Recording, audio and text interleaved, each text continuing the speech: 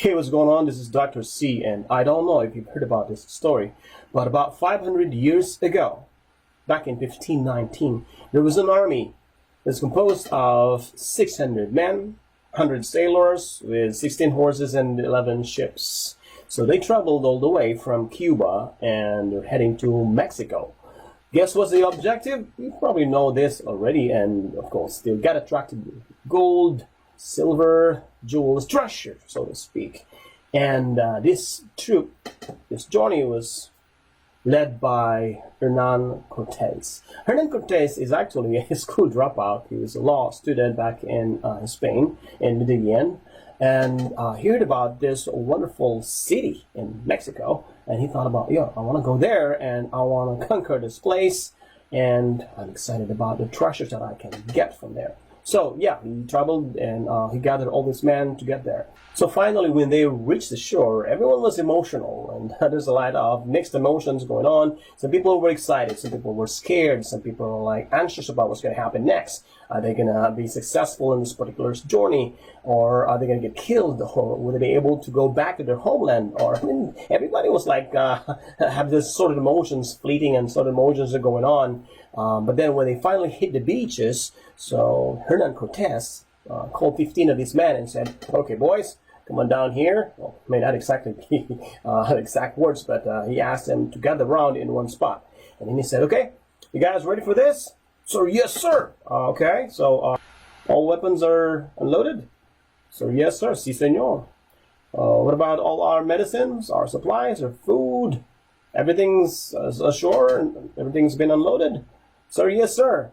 Are you sure that everything's been unloaded? Sir, yes, sir. Okay, so, well, okay, good.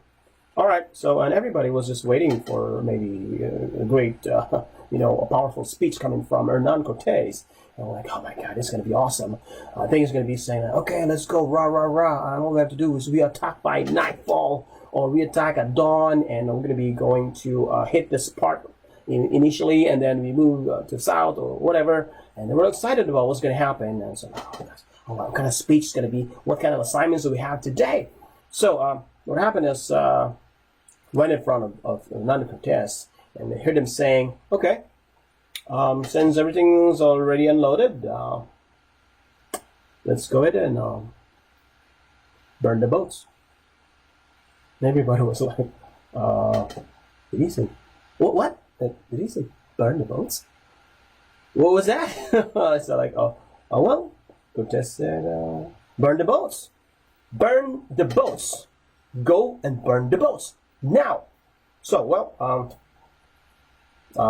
they had to obey the conquistador, Hernan. So they took off and went back to the boats, and they had to do what they were asked to do. They burned the boats, and then. So the rest of the folks and the rest of the armies, and they were like, oh, what's going on? Is that our boats?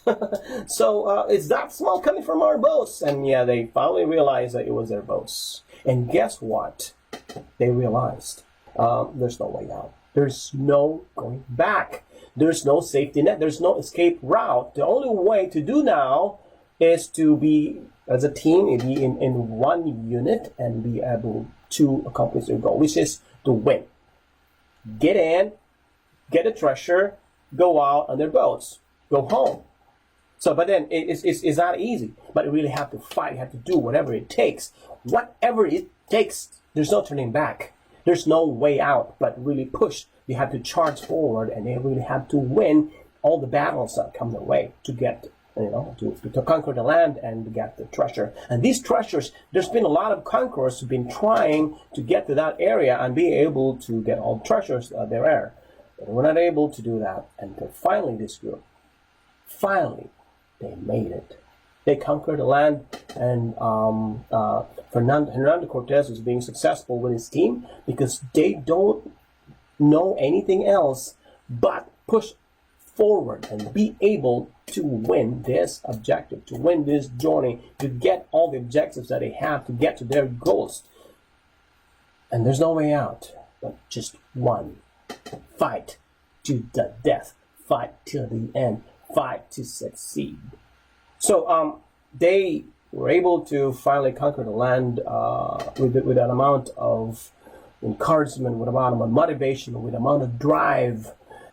So now I got a question for you, my friend. What are the boats that you should burn? What are the boats that you should sink? What are the boats that you should get rid of? And I need you to find out, how are you going to do that? You need a lot of sacrifice. You need a lot of strong will to burn it, but you have to really burn it, whatever you do. Because as long as you see that boat floating out in there, you will always have the alibis. You will always have excuses. You will always have option B. You will always have a way to not do it. Because you always have your safe place in there. You find comfort. And it's your comfort zone.